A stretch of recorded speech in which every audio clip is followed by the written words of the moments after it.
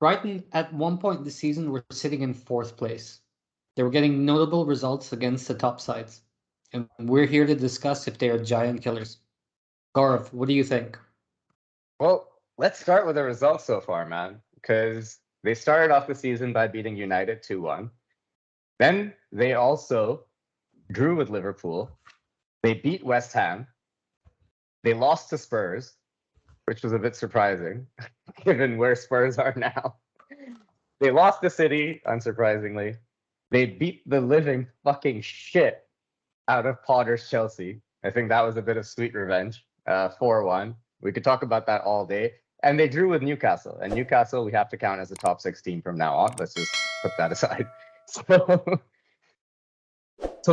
in total, they've gotten 3 wins, 2 losses, and then 3 draws, or 2 draws against the top 6 so far. And they haven't played Arsenal right now. But these are really, really impressive results for a team that lost their manager mid-season, did not have the best end to last season, but have really started to pick up a lot of momentum now. You would think like losing Potter would be like a big deal, but it really wasn't. And if you look at the players that have actually given them that boost, you'd have to say Danny Welbeck's been playing brilliantly, even if he's not been scoring goals. Trossard has been absolutely excellent. He scored that hat trick against Liverpool, and he's been kind of like the massive agent of chaos, as you could say, for Brighton up top. Mitoma has been awesome. He Japanese international. He plays on the left wing, cuts inside, creates a lot of space for the overlap, and is also very tricky, very direct. And De Zerbi has them playing with a lot of intensity and a lot of pressure, which really suits playing against the big six these days. All of these teams that they've played against, they've played on a high pressure, high intensity, pressing from the front. And a lot of the goals that they've gotten have come from situations where you normally wouldn't associate a side like Brighton to get those goals.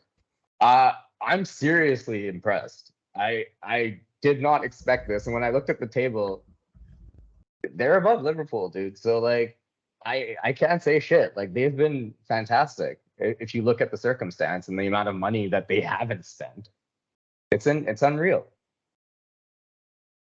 Almost half the teams in the league are above Liverpool, so it's not the craziest feat either. I was waiting for that.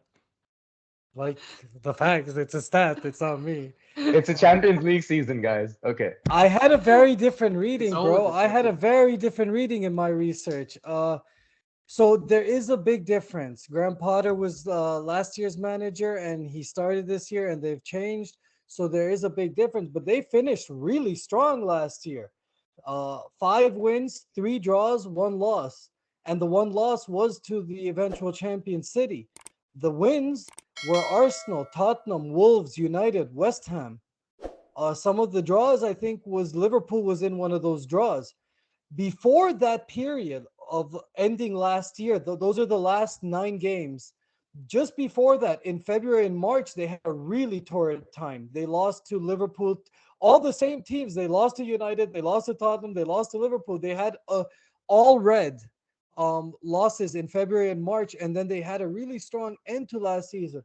My You're right. problem You're with right. this, my problem with this season is that none of their strikers have scored any goals in the Premier League, at least. All the goals that have been created, including Trossard, is from the midfield. And that to me, if I'm taking a long-term view, if you add the new manager coming on board and the lack of goals up front, long-term, like I'm very surprised and impressed. I do agree with your thesis at the end. I do agree that they are giant killers, and it's even more impressive the fact that they've had no support up front and that they've had a new manager coming in. I like the thesis stays the same, just the process to how we got there is very different in my opinion. And that happens quite often with me. Me and Donald Trump share the same kind of relationship sometimes.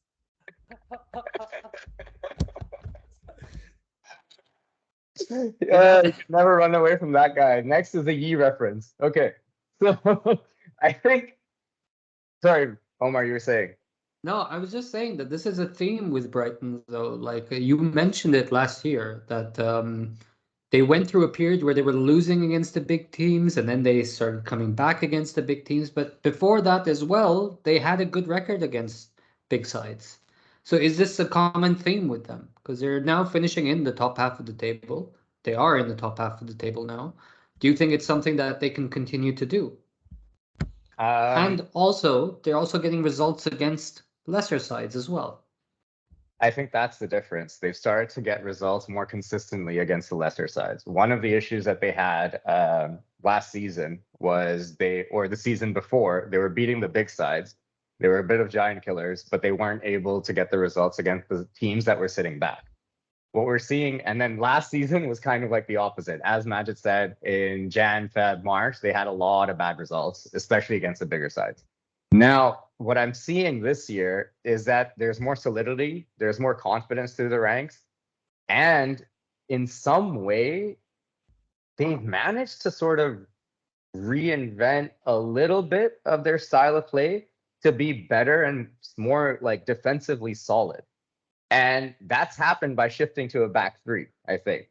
So for me, I think, look, Welbeck, like I said, his build-up play has been amazing. His link-up play has been amazing. He's been getting into the right positions, but he's just not been finishing. And he's unfit right now in terms of he's injured. But I honestly think he'll come good. They will get goals from up top. And who knows? They might sign a striker in January just to shore up that part of the field. They're not going to spend big. We know that. But I honestly think this is where they belong. They belong in the top half of the table. We're talking about a side that's in the ascendancy for the last 2 to 3 years, not just this year.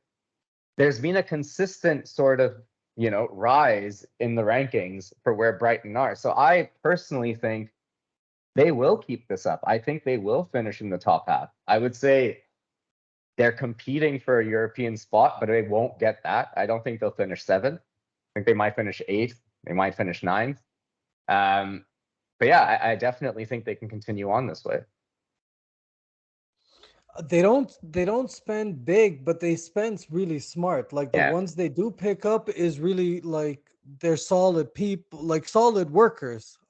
And they are 1-2 like 1-2 goal scorers or 1-2 stable key players away from being sort of a permanent fixture in the top half of the league for sure. Like um they they finished 16th, then 9th. They're still 9th right now. They could start competing for that 7th place. They're just sort of 1-2 players away, and they need, of course, once again, the manager needs to be stable once again. Like you need 1-2 years again. That's like one of the Yeah. issues with a reset of a manager. And in terms of what you said, they've moved 3 back to shore up their defense, and it also always helps to hire an Italian for shoring up your defense. No, that's kudos to them. No, That's Bro, that speaks of their football heritage. That's not a diss. That's a like you guys have established a footballing tradition. I mean, everyone will tell you the hardest thing that can happen to you is that you go 1-0 down to an Italian team. That's all I'm trying to say. So I agree, 100%. let us know what you guys think in the comments below. Do you think that Brighton are going to be something more than just giant killers? Are they a team that's now becoming much more consistent in the Premier League? Like and subscribe, guys. It will go a long way. We're the substitutes. We'll see you next time.